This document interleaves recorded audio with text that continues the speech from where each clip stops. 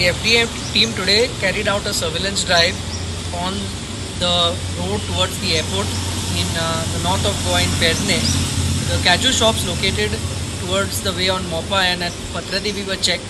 Around 10 shops were checked, and comparatively the quality of Caju sold on this belt was slightly on the better side as compared to the beach belt. However, we have drawn samples for surveillance, and from these 10 shops we had to close one shop for selling low Caju and without license. Another shop also has been directed to close down, and the stock has been withheld, wherein we will be drawing a formal sample to file a case on this food business operator.